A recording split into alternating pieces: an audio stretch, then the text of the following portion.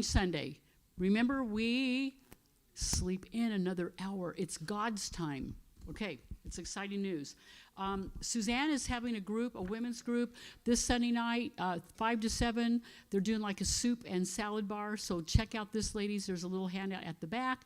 Also, tomorrow is our big trunk or treat. Okay, 1,500 people will be here, and we really, really, really need a few more volunteers. So if you could help, we're trading this year. Instead of having the hayride, we have some games, like little carnival games. They're not hard. It's so much fun to interact with people. Like, turn to the person next to you and say, you need to sign up for this. So was that so much fun interaction? Okay, so you thought that was hard. The kids are easy. They just want to throw the ball at the wall, or, whatever, go fishing for the fish. So if you can help us, we really need some help for that tomorrow night. And we have rock t-shirts at the back for $10. Listen, if you want to walk around and be an advertisement, this is the way to do it, because trust me, people will say, what do you mean be concerned about the future? You'll spend the rest of the life there. Where am I going? Well, I'm glad you asked. So you're in line at the grocery store, and now you are an evangelist. Is that so cool? So $10, we're not trying to make anything on it. Trust me, at that price. We're just trying to get you to wear them. And with that, I'm going to turn it over to Bob Beckett. And we'll give a hearty round of applause for... Okay. Just real quick, an announcement for this Sunday. One of my son-in-laws, Brent Anderson, who's a worship leader in a church in San Diego, and the church is pastored by the son-in-law of Jack Hayford, if you know who Jack Hayford is, from Foursquare Church. He's going to be here this Sunday. He's going to be teaching. I'm looking forward to this. I look forward to whenever any one of my son-in-laws teach. But watch this video, if you would, just a real quick, short clip from Brent. BP City Church family, this is Brent Anderson, and I'm so excited to be with you this Sunday morning. We're going to talk about the power of praise and worship and how we can connect with God. Looking forward to spending time in His presence with you. Don't miss it. See you there. Now, he's written a book on praise and worship and traveled pretty much on teaching praise and worship. He's great at what he does. I look forward to hearing the word that's going to come from him. Now, we have 3 people tonight. We have 3 individuals that are going to give testimonies.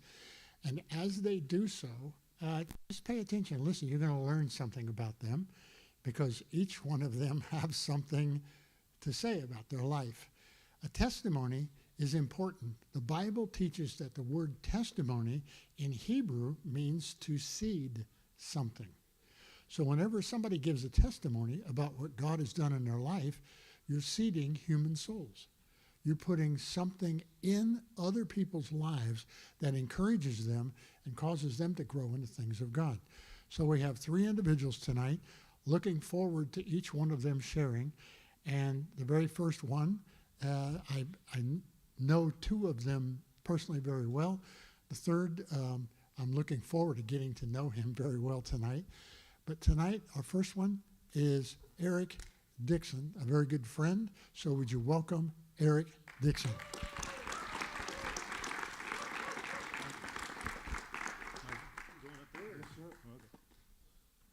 Sorry, I got to walk up here.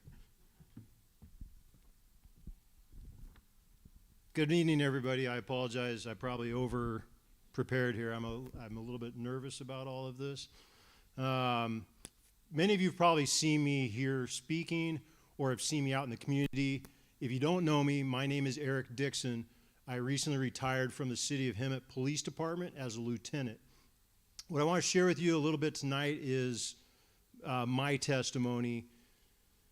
When Pastor Steve originally asked me to consider sharing my testimony, I was caught a little bit off guard. Most testimonies that I've heard, they involve these amazing life changes, these chain breaks from things like addiction or abuse or recovery from early life traumas. And thankfully, I haven't had those types of issues. But when I started looking at it, I realized I truly have been enslaved throughout my life. And I didn't realize how bad it was. I'm going to take you through some episodes of my life. But looking back now, it's easy to see I was truly a slave, and you may be wondering what to. I was a slave to anger. I was extremely angry growing up and as I went through life. A little bit about my early life. I grew up in a good home. We weren't wealthy by any stretch of the imagination. My dad was a police officer, so we had enough money to live and live comfortably. If we wanted to do something fun or different, like go to the river or go to the desert, he would work an overtime shift and we'd be able to do that. And this allowed my mom to be able to stay home and take care of me, take care of the house. So we had a good family dynamic. The biggest thing I noticed from looking back on all this, and I apologize ahead of time if I get emotional. A lot of these things I'm going to share tonight, so the first time I've shared them publicly. But I look back on some of the things my parents gave me. One of the biggest, most important things they gave me was an exaggerated sense of right and wrong. Obviously, my dad is a police officer. That was very important to him. But interestingly enough, my mom, I don't think I've ever met a civilian as strongly rooted in this is right, this is wrong, and she'd tell you, hey, no, that's not right. That's she's very honest about that. So I had a massive, almost exaggerated sense of right and wrong, which thankfully tempered my anger. Like I mentioned, I had this anger issue, but my sense of right and wrong tempered it. No, hey, it's very much kept me in control. So I wasn't a violent, angry person. I was raised in a Lutheran faith. I attended a private Christian school from elementary school, so similar to Dwelling Place Church school here. I went to a school called Whittier Christian, and so elementary school, I was going through a Christian school. And so I was religious. I prayed every day. I believed in God, strongly believed in God, but I didn't really believe in Jesus. And as James said, hey, even the demons believe in God, but I didn't know that at the time. All I knew is I believe in this all-powerful, all-creator being, but I didn't, like I said, I didn't believe in Jesus. Overall, though, not a bad start, right? Not a bad family to start in. What I didn't realize, though, is, and it took about 40 years for me to realize this, was this anger issue that I had. I was frequently quick to anger, but again, I wasn't a violent person. Even in school, I kind of became that anti-bully.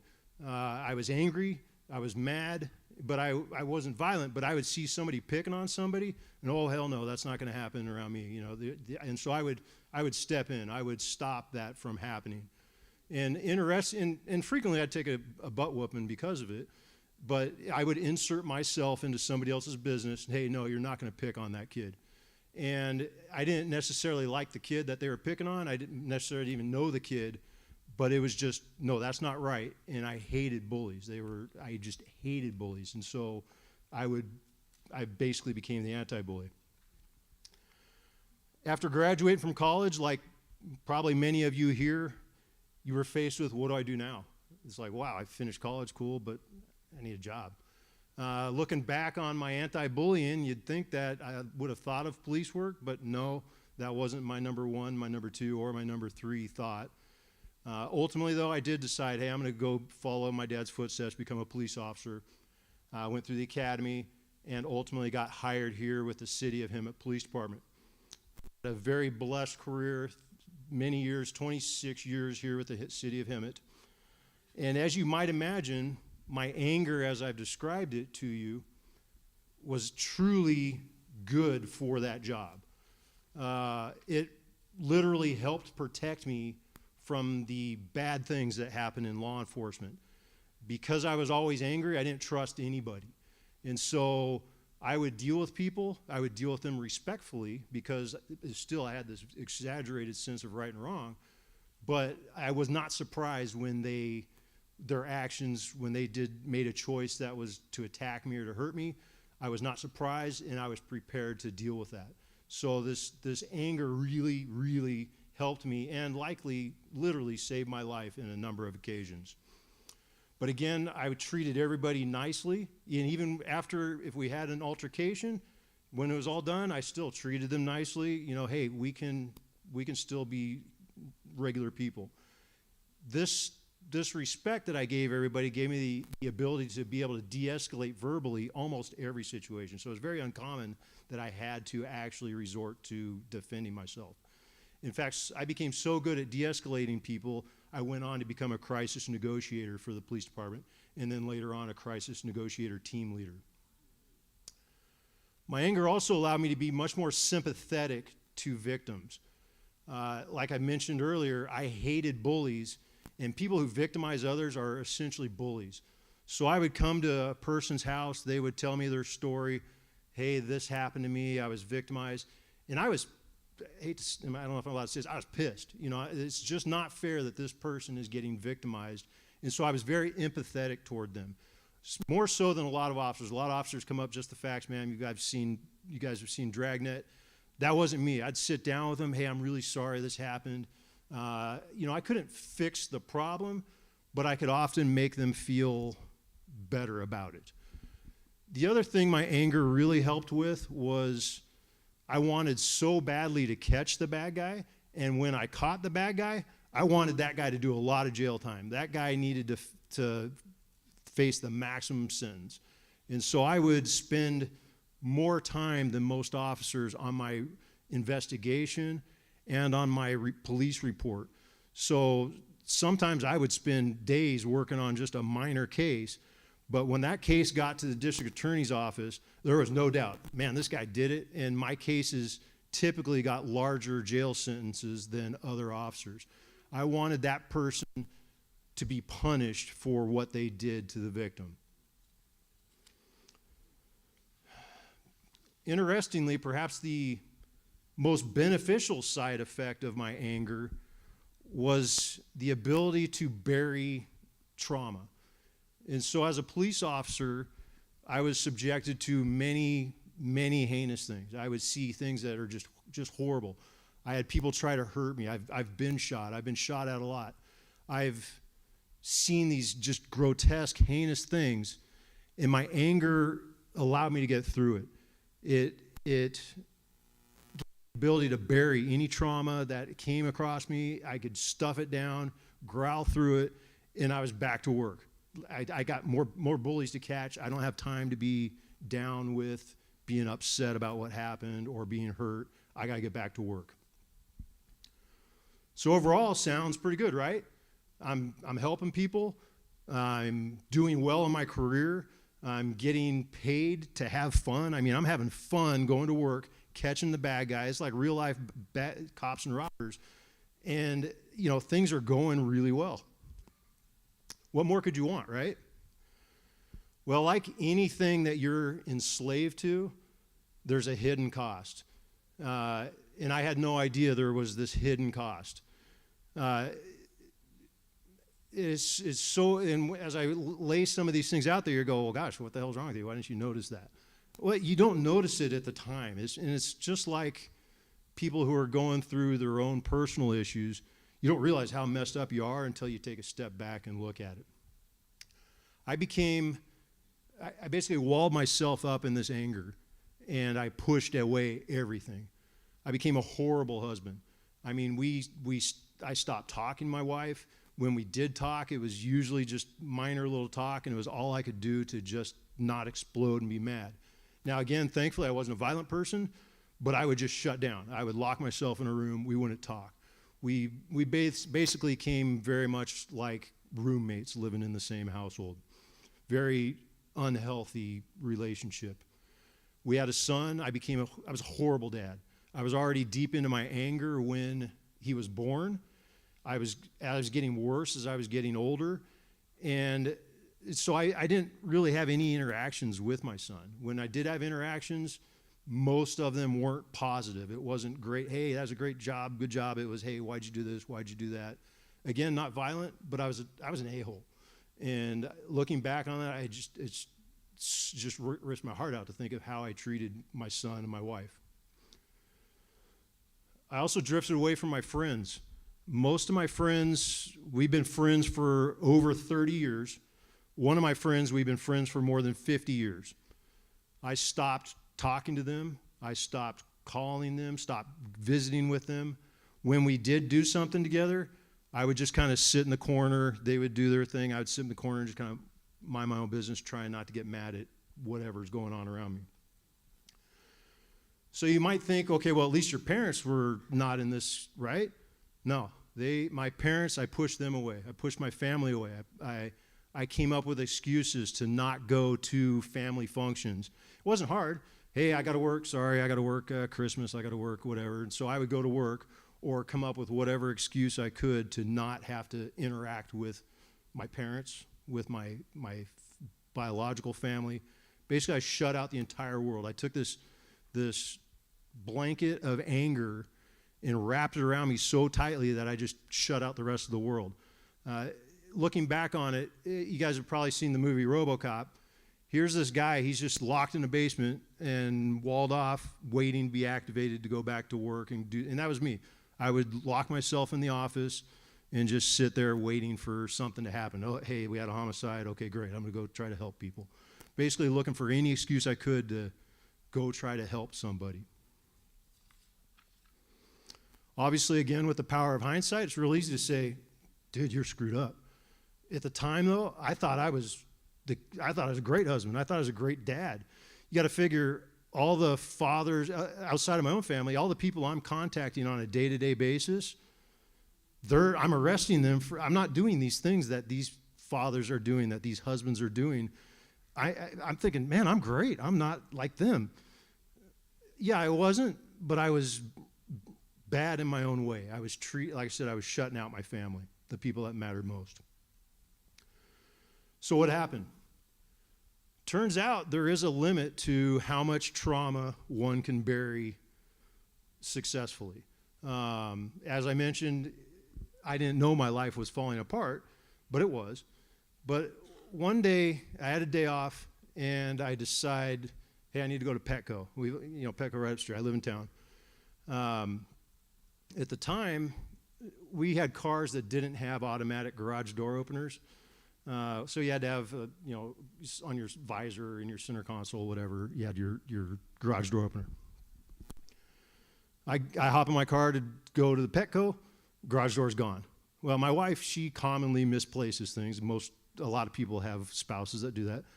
On this day, she misplaced her garage door opener, and so she decides to take mine. She leaves to work, and she's gone with my garage door. Now I don't know how you lose your garage door opener, especially multiple times, but it happened. What was interesting about this particular time, though, is I lost my mind. I got so mad. I'm seeing red. I can't breathe. I'm punching the roof of my car. I mean, I'm furious. I'm dropping I'm creating F words to string together, and I'm doing a pretty good job of stringing them together. And so I start driving to Petco. And I'm driving like an a-hole. I mean, I'm driving 110 down Stetson, just blowing signals. I mean, I'm so mad. I'm screaming. I get to Petco, and I pull into the parking lot, and I can't even breathe. I mean, I'm almost hyperventilating. And all of a sudden, out of nowhere, a moment of self-reflection hits me. And I verbally ask myself, are you really this mad at a garage door remote? My whole world collapsed at that moment. All of a sudden, I started crying uncontrollably. I started giggling. I had a full mental breakdown, which, you see on TV. I didn't know those things actually happened. I lost my mind. All of a sudden, I can't form a complete thought. I literally am just sitting there going, oh my God, something just broke, and I don't know what to do. And imagine the terror. As a police officer, you don't trust anybody. You've walled yourself up, and now all of a sudden I'm totally vulnerable in a parking lot where there's lots of homeless people around, and I can't even defend myself. I can't even put together a thought of what to do if somebody were to approach me. And so I think, oh gosh, what do I do? And so I decide to drive to the police department and talk to one of my work friends, ask for help. And somehow I get there. To this day, I don't know how I got there. Somehow I made it. And I go up to my friend's office, and he's talking to another person. And this other person's definitely not somebody I want to share this part of my life with. This other person's not somebody I care for, and I do not want to have this conversation with this other person. And obviously, they're going to be at it for a long time. They're chatting, and they're going. So I think, well, gosh, what do I do? Well, a few weeks before this, we had an officer commit suicide. It's fairly common in law enforcement, but this officer committed suicide, not, like I said, just a few weeks before this. And during one of the counseling sessions, we had group sessions at the department for people to try to talk to each other. One of the sergeants related that he had sought out professional help.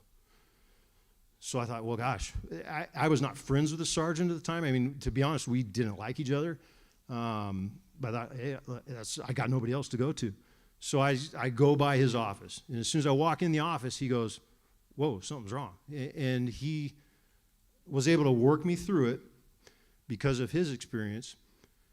That day, he gets me to contact the counseling team. I reach out. They're able to connect me to a counselor. I mean, even on the phone, they can tell, oh, my God, this guy's in trouble.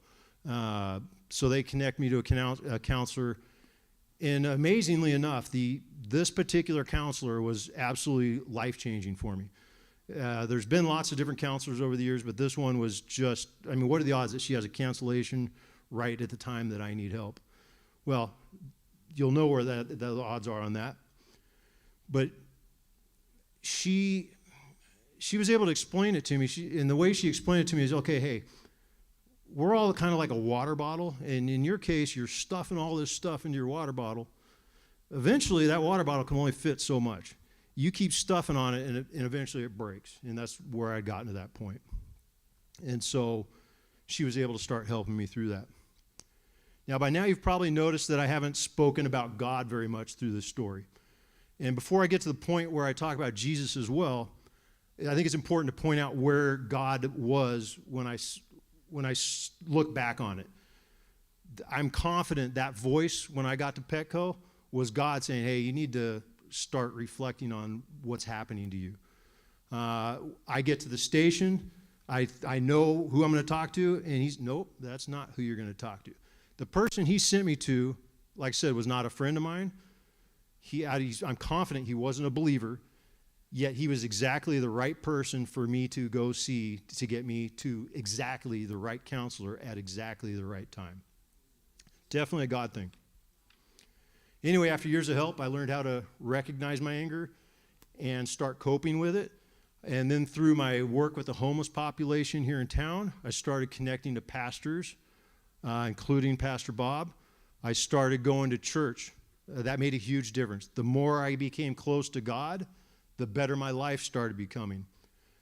What was weird, though, is I realized, hey, I'm doing much better, but I could tell I wasn't fixed.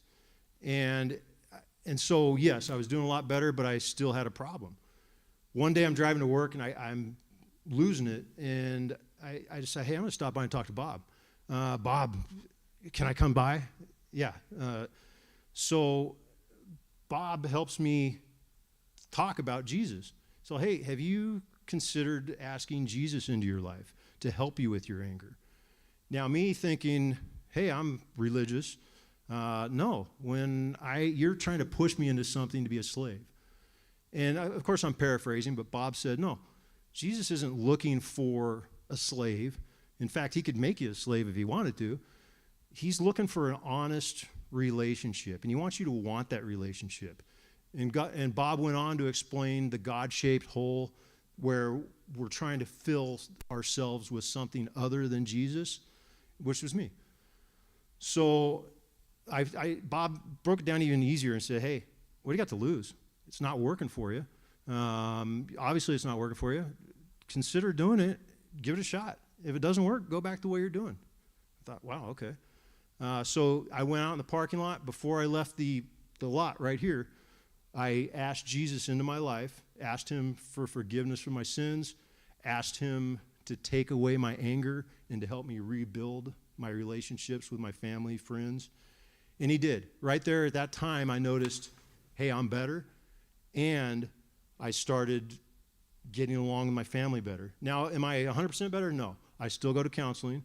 but God has put this amazing religious counselor into my life. I've started tithing. I still go to church on my own, or I still go to church. I've started reading the Bible on my own. And all of these things have made a huge impact. And then I made the decision to get baptized right here at the church during the pandemic. Bob was able to help me out with a secret service, for lack of a better term, because as a police lieutenant, I couldn't be seen going into a public church getting baptized during the pandemic. But they were able to accommodate me, and then I was able to do a public baptism with Kyle a number of years later. So, like all of us, I don't know what the future holds, but I'm more comfortable now with the direction I'm headed, and I'm confident that things are going to work out just fine.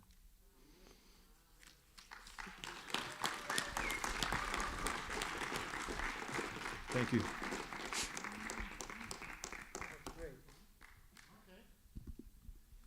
Thank you, sir. All right.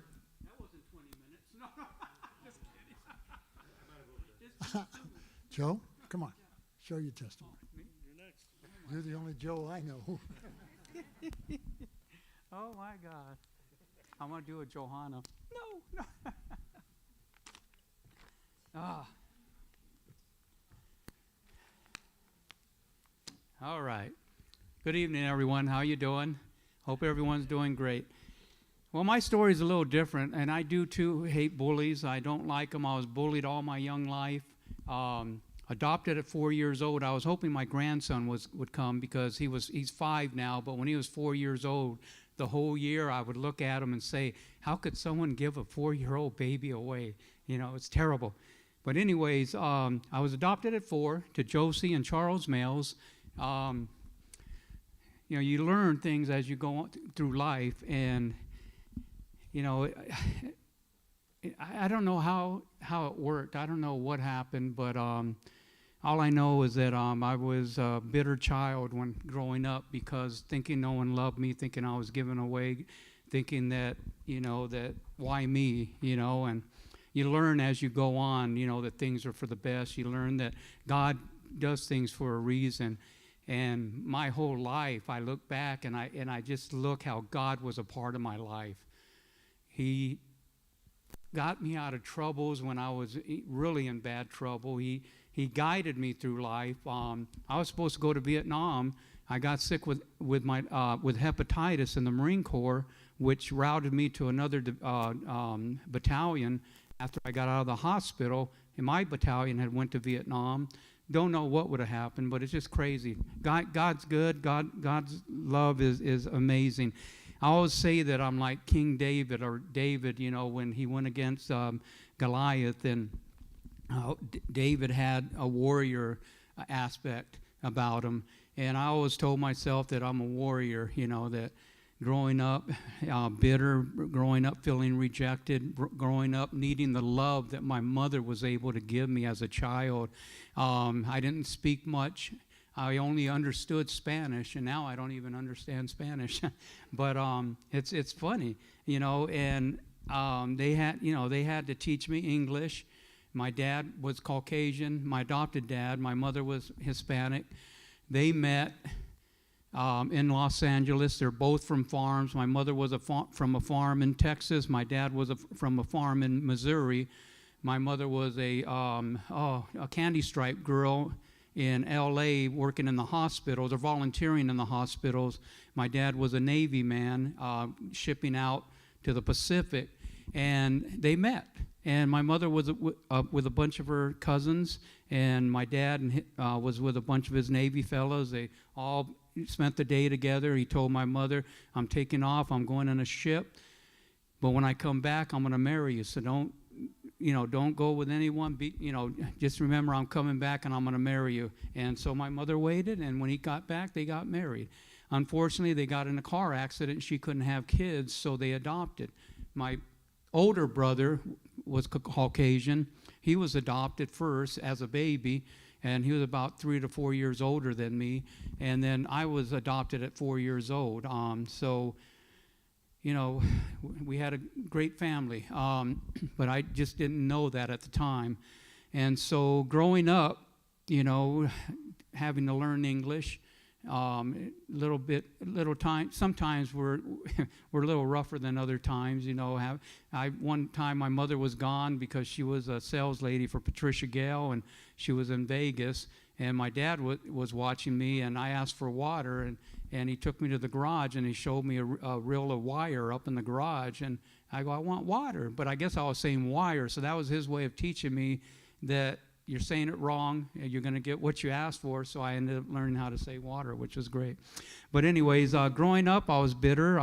Went to school, in grade school. Things were great. My mother and dad, they loved everyone. They taught me, you know, to be a loving person. You know, my mother loved me, and that, you know, she was a Christian lady. Took me to church with her all the time. I remember falling asleep in church, but that was okay because I was there. And then growing up, everything was so great in grade school, all the way up to 5th grade. I get in 6th grade into middle school, and it was over with. That great life that I was living was completely over. A lot of Hispanics were moving into our city. I grew up in Whittier, in the county part of Whittier, and you know, I remember going to 6th grade, and people, it was just so different. You know, people, they were mean. They weren't anything like the grade school I was in. So I ran into this one guy, or he ran into me, named Freddie Marcus. He was a really mean guy. They called him Meathead because he had a big head. He was a big body person, chased me everywhere I went.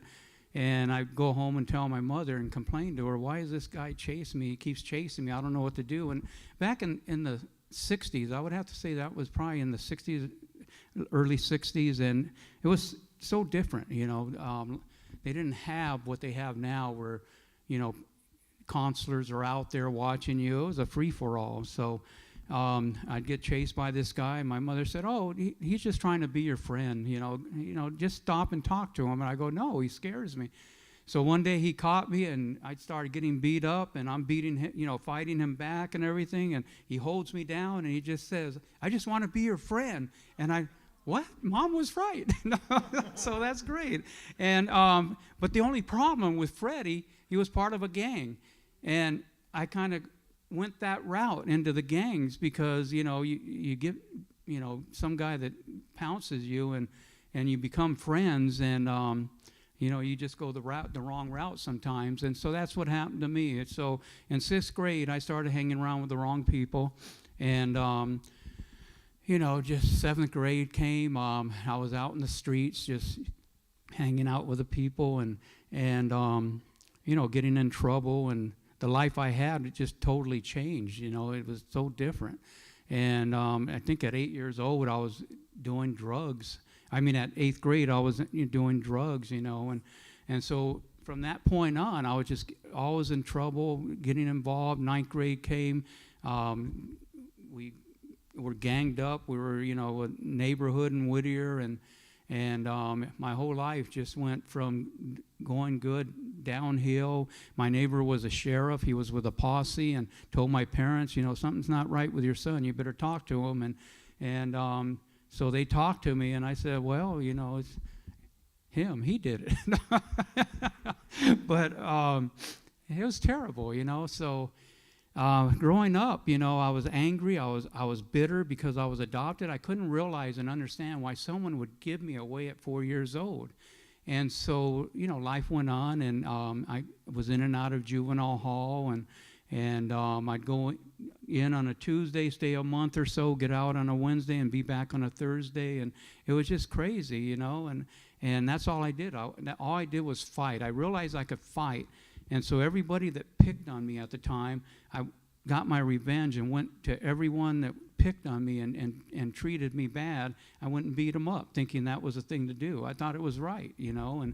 And so one thing, I was a natural fighter. I fought good. And I remember in 9th grade going to the park, and there was 3 brothers that were really into the gangs, and I was talking to some girl, and one of the brothers said, hey, that's my girlfriend. And I go, I didn't know. I'm just talking to her. I'm not doing anything. He goes, I can beat your butt here, but he said another word, or we can go to the youth center. and we'll put the gloves on. I said, okay, youth center. So we ended up in the youth center, and we fought. And first time he saw stars, I seen many stars, and it was amazing because after we fought, he was like, wow, you can fight. And I go, well, I've never fought with gloves or anything.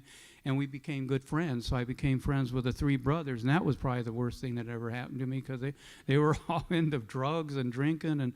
And so, you know, I became a drug addict. I became an alcoholic. I became everything that wasn't good. But my mother, she was so godly and prayed and always prayed for me and just, you know, if it wasn't for her prayers, I think I'd be gone. I don't think I'd be on this earth. But she prayed for me constantly, and, you know, she was a good woman. So from there, you know, running around with the gangs, we ended up getting it really in something really major, and we were all looking at prison time. We were going to be tried as an adults, and the recruiters from the Marine Corps, Army came down and said, hey, you know, if we can take them in the military, will you let them go to the military? And so all the other guys said, I'm not going to the military. I'll go to prison before I go in the military. But I was the one that I raised my hand. I'll go in the military. So I ended up in the military from juvenile hall. And the judge told me, you know, hey, you come back in my courts, you're going to prison. I never ended up in his court. I ended up in other courts, but not his. But anyway, so I ended up in the Marine Corps, and everyone's telling me, oh, you're going to end up going in the brig there. You're not going to do good. This is going to happen.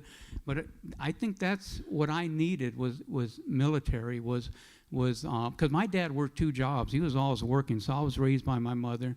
My brother turned out to be a drug addict, died from drugs, from heroin, an overdose, and so it was bad. Those days were really bad days, growing up in the 60s and 70s. So anyways, I ended up in the Marine Corps in 1973, did great. I became, in fact, I got in a fight in boot camp. I went to boot camp, got in a fight because they had made me a squad leader. Some guy was picking on one of my guys in the restroom, and I walked in, and I said, what are you doing? And he goes, and I could see one of my guys in my squad, he was like shaking, all scared, and I told the guy, well, you want to fight someone, fight me. So he took a punch, we started fighting, everyone's, get him, males, get him, and all of a sudden it got quiet. And so the drill instructors that came in, and I thought, oh my God, I'm in trouble. But they loved what I did because I stuck up for my guy. And so, you know, I ended up leaving boot camp with a private first class. I was in the newspaper.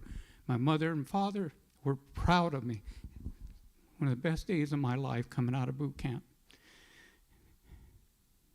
Because I know I made them sad.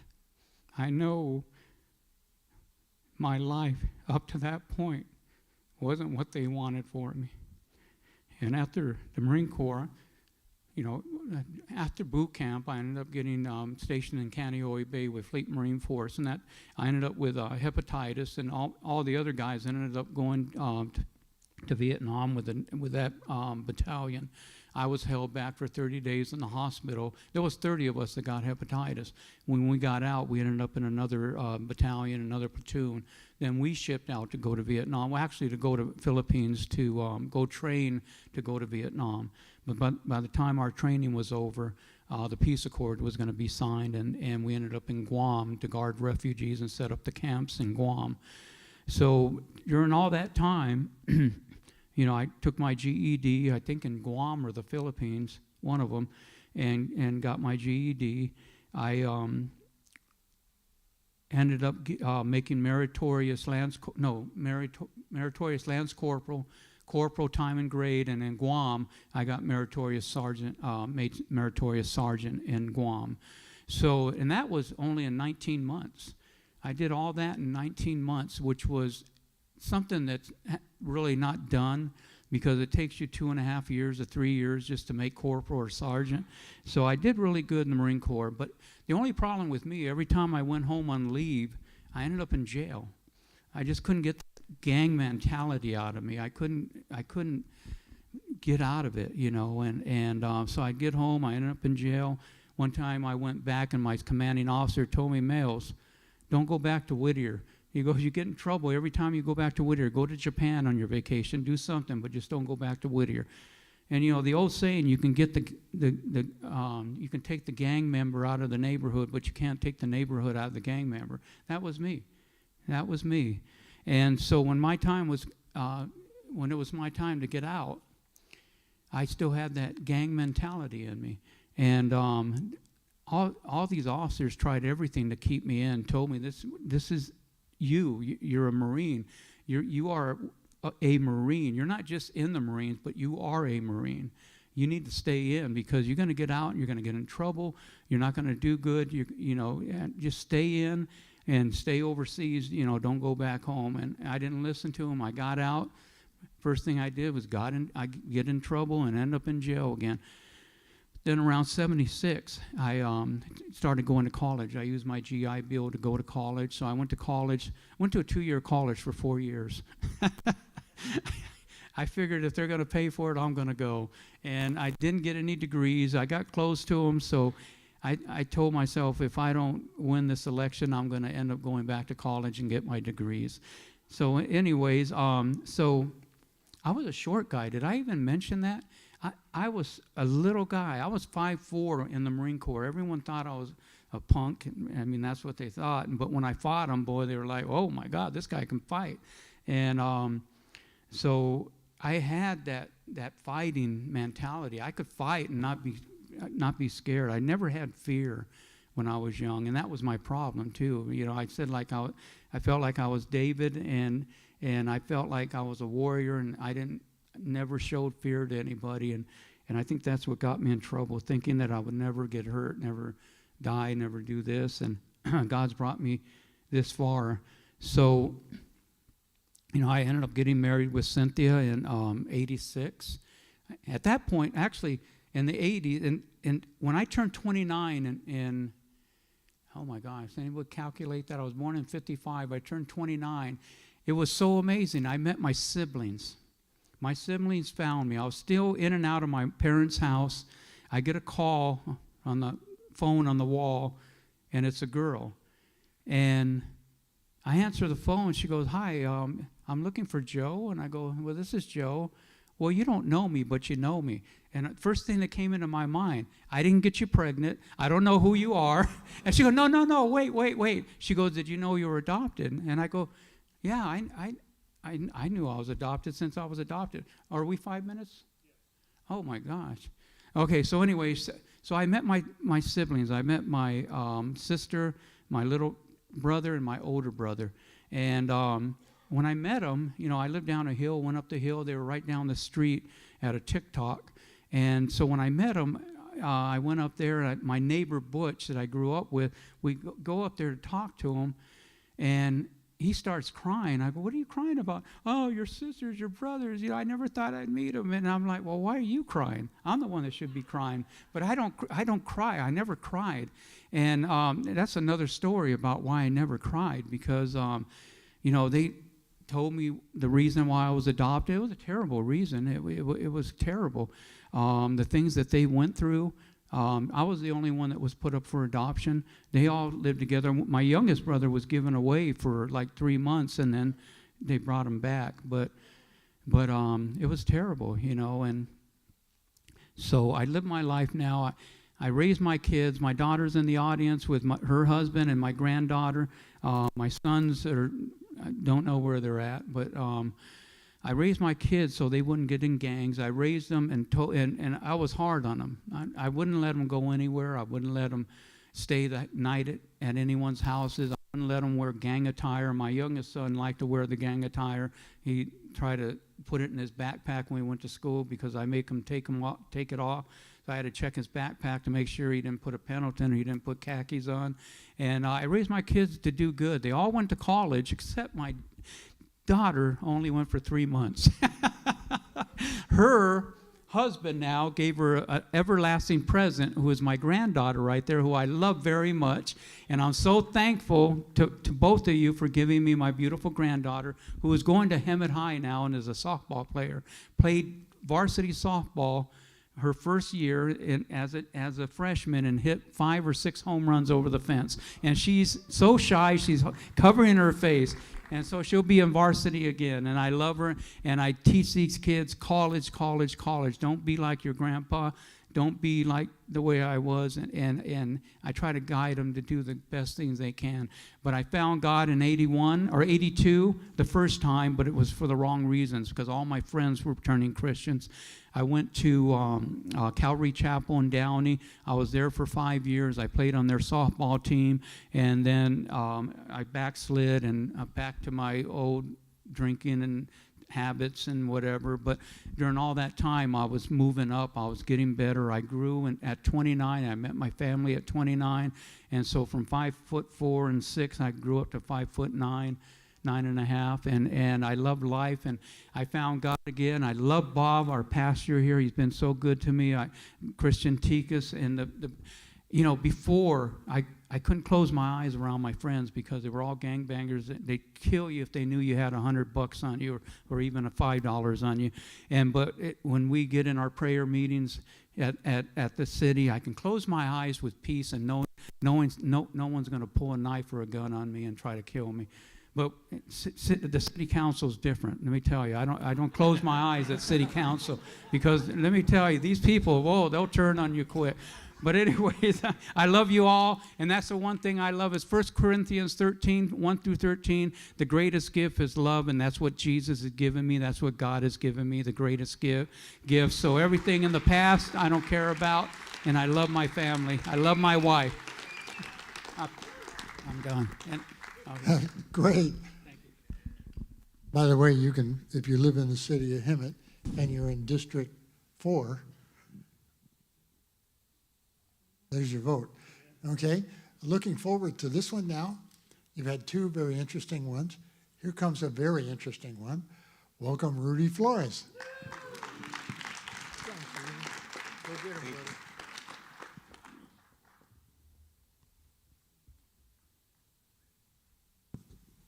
Good evening.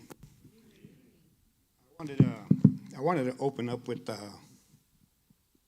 Ecclesiastes 9:12. It says, "For man also knoweth not his time, as the fishes that are taken in an evil net, and the birds that are caught in a snare. So are the sons of man, when a sudden falls upon them. A fish does not know the end is near when it becomes tangled in the net. When we rely on our own decisions, unknowingly caught in the snare of a sinful lifestyle, we cannot depend on our wisdom to evade the snare of the sin. We must continue to seek the Lord for knowledge, strength, faith to avoid dangerous traps.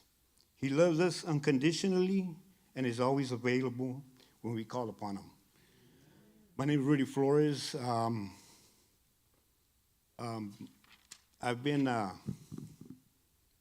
was raised in San Diego. My family's here. I was caught in a snare of sin at a very young age, you could say, in my life. Was brought up in I'm a father of 4, grandfather of 4. My wife, Raquel, is here. I was, at a very young age, started getting in trouble. I was brought up in a Christian home, as a matter of fact. My parents, Christians. What happens is when we decide to do our own thing, we decide to do what we want to do. Very easily, we can get caught up in a very bad situations. It led me to getting in trouble at a young age, which ended up me going to prison for 10 years. Going to prison for 10 years, and I thought, okay, it was hard for my family. I know it was for my wife as well. The things I put them through, and I thought when I came home after 10 years, I thought I had things under control. I thought I had everything, I was fixed, which was a mistake. Things led up to me, we were doing well. I thought I was doing well for quite a while there. But as you know, if you ain't serving the Lord or going to church or anything, very easily we can get caught up in things that we shouldn't. We ended up moving out to Brawley. We stayed out there for 10 years, 9 years. Things weren't going too well. I was about to lose everything again. I was on drugs. I used a lot of drugs. Everything that was out there, I was on. I tried for a long time, for many years. That's what led me to do my prison term. After that, we moved to Hemet, and I believe it was 2014. My wife wasn't having it anymore, and I don't blame her. So we moved out here.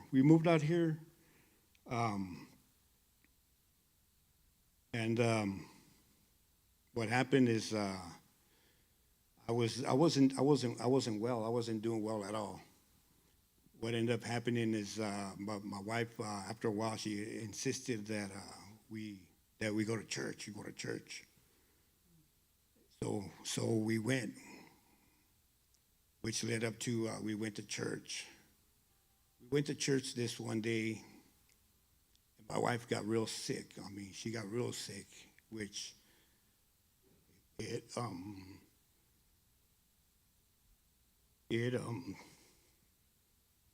wasn't good. I didn't know what was going on at the moment. I didn't know what was going on at the time. But she got real sick on me. She thought I was driving her crazy. I guess it was because everything, how I lived, the things I used to do, the places I used to go, they weren't good. They weren't good at all. And I was bringing all that home. Well, she got real sick on me, and then the first day we went to the church, she had it was a seizure. And I was looking at her, I'm like, man, what's wrong with you? You know what I mean? What's wrong? What's going on? She's not sick of nothing. She's not sick of nothing like that. Later on the next morning, she's going to work, and then she calls me up, and she says, she was hearing voices. She wasn't sleeping. She wasn't eating. And I'm like, man, I don't know how long you can last. You know, I don't know how long this could go on. And she told me it was like a dream. But I said, how could it be a dream if she was driving to work? She was driving to work, and she calls me, and she tells me, he told me I'm going to go through this because I'm going to bring him somebody that's very, very important to him. And I'm thinking to myself, I'm like, man, she's going crazy. I don't know what's going on. I'm not telling her now. I'm telling her, what are you talking about? What's going on? She says, no, he told me I'm going to go through this because I'm going to bring him somebody that's very, very important to him. And in my mind, this went on for about a month and a half or two. Every time we went to the church, when the altar call, this would happen to her. And after a while, the church we were going to, they said they weren't going to have service because they were going to go have their service was going to go out to Brawley, where we just moved from. And she told me, we're not going to go. And I said, no, that's fine. We don't have to go. I remember months earlier before that, I had spoke to one of our neighbors, and he told me, he goes, hey, man, my kids are worship team at a church. They're Christians. And I said, oh, you're blessed. That's real good. And that day that they went to, that the church was out in Brawley, that we didn't go, my wife was up early. She's insistent. She said, we have to go to church. We have to go to church. And I'm thinking, like, we barely moved down here not that long ago. I didn't know nobody in here in Hemet. I didn't know nobody in Hemet. I didn't know nobody. So I go out to the front yard and I'm gonna Google Christian Church Hemet. Where's it at? You know, where can we go? And I just so happened I turned to the side and I see my friend's wife getting in the car. So I ran back in the house. And I told my wife, I told her, hey, my friend's wife is going to church. I think, you know, if you can ask her if we could, you know, go with her. So she did. She went and asked her, and we went to church. We went to the church. We never been to that church before. It's the Freedom House. We went to the church that morning. We were there. We sat down. The pastors and keep in mind that this went on for a couple months, and then when she told me that she was going to bring somebody very important to him, I didn't know who she was talking about. I didn't know what she was talking about. But all in all, I was thinking like, man, she couldn't last any, you know, it was already a while when she was sick. She wasn't eating, she wasn't sleeping. I didn't know what was going on. I thought she was having a breakdown. I said, man, you know what? I don't know who.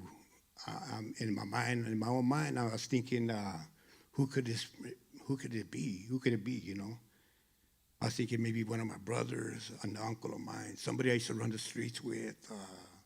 Who's this person? I don't know, because I got to find them quick before I can help my wife, if I can help her. Well, that very same day that we went to the church, we sat in the front. Pastor Randy Emerson, he's preaching. I remember he starts preaching, and then he says, you know, he stopped saying what he was saying. He says, man, I gotta say something, you know. And he was talking to everybody. He was talking to the whole congregation. He says, I gotta stop, you know, I gotta say something. He said, there's somebody here that's very, very important. When he said that, it caught my attention. I was at the edge of my seat. I'm like, oh, thank God, he's gonna tell me. He's gonna tell me who it is, so I can help my wife, so she can get well. And he wrote on a piece of paper. He wrote on a piece of paper, and he showed everybody, and it said, "You, Y-O-U, you." And I seen it, and I said, man. I was like, man. I turn around, and I see my wife, and she's crying. She's looking at me, and she says, man, it's been you all along.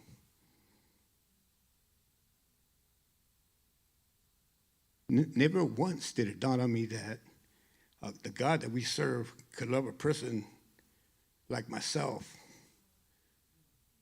from the lifestyle I used to have, and the things I used to do, the places I used to go. It was nothing good. It was nothing nice. It was nothing to. It wasn't healthy. It wasn't good at all. When he said that, it just brought a sense of joy to me, to my heart. I came up to the front. I remember I came up to the front that same morning. I came up to the front that same morning, and I was just. I asked God for forgiveness. I asked Him to help me to come into my life, to change it, to open my eyes to see the things that I was doing, because to help me see the things that He sees, because everything that I seen was not good at all. I wasn't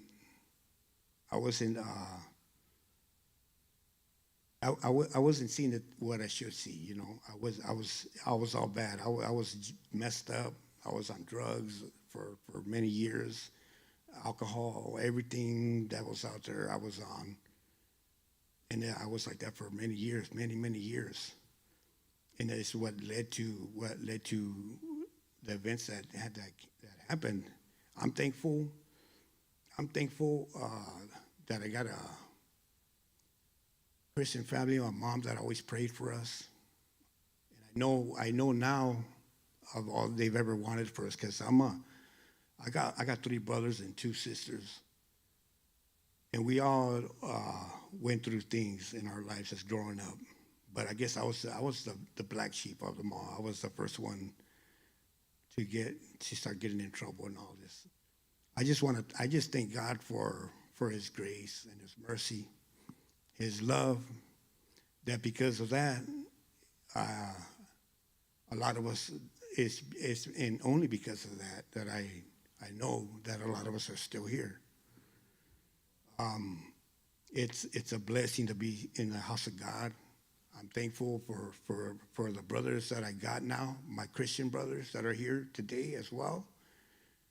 Because when we get together, we get to iron sharpens iron. You know, I'm not perfect, but I know I got a heart for God, and I want to strengthen I just want to strengthen my relationship with Him all the time. And that's what happened to us. That's what happened to us, and that was 10 years ago. I mean, and it's been a blessing. It's been a blessing. My life has changed. It's 100%. I mean, I didn't used to talk like this. I didn't used to, every other word out of my mouth was a curse word, you know, for as long as I remembered. I didn't used to act like this. I didn't used to talk like this. This is all the doing of the Spirit of God, of God through God's grace and His love that He has for us, I believe. And I just wanted to end with a passage here in Isaiah 41:10. It says, "Fear not, for I am with you. Be not dismayed, for I am your God. I will strengthen you, and I will help you. I will uphold you with my righteous right hand." And I thank you all for coming out this evening, and I pray that that we just keep worshiping God and just build each other up, get strengthen our relationship with our Lord Jesus Christ, and things. I'm a walking miracle, I could tell you. I wouldn't be here if it wasn't because of what happened to us. I know it was something strong, something heavy on my wife, on my family, and those are things that I caused. And I've told them, Mom, I'll tell you, Mom, because I would talk to my mom and she would tell me, hey, well, where did I fail? Where did I fail that you came out, that you did the things you did? And I said, Mom, it ain't got nothing to do with how you raised us. It's the choices that we make in our lives. And those are just the consequences that come with it when we exclude the Word of God in our lives. Those are the things that happen. And I love you, Mom, and I thank you for all your prayers. And thank everybody. Thank all you.